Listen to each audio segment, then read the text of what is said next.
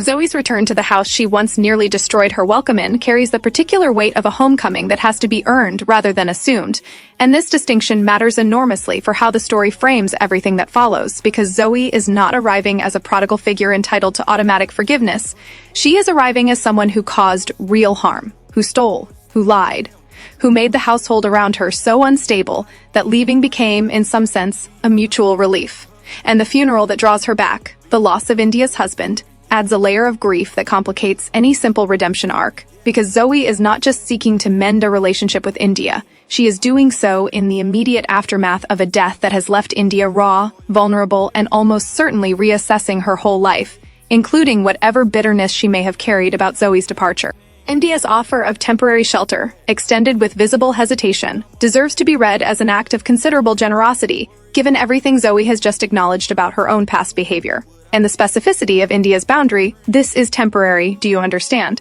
functions as an important signal that India is choosing to offer care without abandoning her own self-protection. Extending warmth to someone who hurt her while still making clear that this warmth has limits, that trust is not simply being handed back wholesale because Zoe has shown up with good intentions, and this balance, generosity paired with boundary, deserves recognition as a genuinely healthy model of how to receive someone's attempt at amends. Neither punitive rejection nor uncritical absorption back into unconditional closeness, but a careful, provisional opening that Zoe will have to continue earning. Zoe's flood of promises to clean, to cook, to work, to pay rent, to never again touch what isn't hers, could easily read as overcompensation, the kind of desperate people-pleasing that sometimes signals performance rather than genuine change. But there's a more generous and equally plausible reading available, because Zoe's specificity, her insistence on naming exactly what she took before,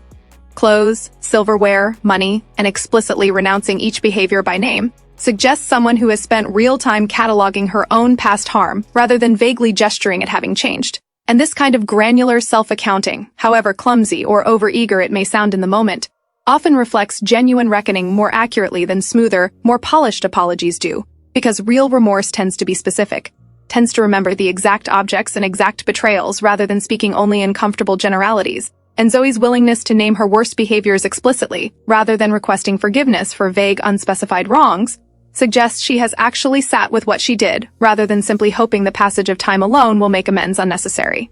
India's suspicious silence when Zoe mentions an email she wrote before the death, asking whether it was ever read, deserves attention as its own small, devastating detail, because it reveals a woman still protecting herself from the possibility of being told a comforting story rather than a true one, unwilling to simply accept Zoe's account without corroboration. And this instinct toward verification rather than blind acceptance mirrors something valuable explored earlier in this catalog, the recognition that trust extended too quickly to someone who has previously deceived you is not generosity but a failure of self-protection. And India's quiet skepticism here, even amid her own grief, shows a woman still exercising sound judgment rather than allowing sentiment to override caution. Zoe's account of her time away, the friend group in New York whose loyalty turned out to be conditional and transactional, deserves to be read as genuinely significant rather than as simply a convenient plot device to justify her return, because there is real emotional truth in the experience of leaving a difficult situation only to discover, with distance and time, that the replacement you sought does not actually solve the underlying pattern. And Zoe's realization that these new friendships mirrored exactly the kind of self-interested, conditional loyalty she once brought into her own family home represents a genuinely valuable form of insight. The uncomfortable but necessary recognition that leaving a place doesn't automatically mean leaving behind the patterns that made that place difficult, and that sometimes the clearest way to understand the harm you caused is to experience, from the other side, exactly what it feels like to be surrounded by people who only extend kindness when they want something in return. This detail, standing in India's shoes, as Zoe herself describes it, deserves to be understood as the emotional center of her transformation, because empathy built through actually experiencing an approximation of the pain you once caused tends to be more durable and more trustworthy than empathy arrived at through abstract reflection alone. And Zoe's admission that she now understands, in her body, and not just her intellect, what it felt like to be betrayed by someone you extended trust to, suggests a genuine capacity for growth, rather than a rehearsed script designed simply to secure a place to stay. What makes India and Zoe's dynamic worth taking seriously as a story about women's intimacy is the way it centers the slow, unglamorous, often uncomfortable work of rebuilding trust after real harm, refusing to rush toward easy reconciliation and instead lingering in the space where India remains watchful, where Zoe has to prove herself through consistent action rather than eloquent words alone, and where both women are navigating this rebuilding process while India simultaneously carries the fresh grief of losing her husband. A grief that likely makes her more emotionally porous in some ways and more protective in others, since profound loss often leaves people both hungry for connection and warier than ever of being hurt again. A romantic feeling eventually develops between these two women, and the premise leaves room for that possibility.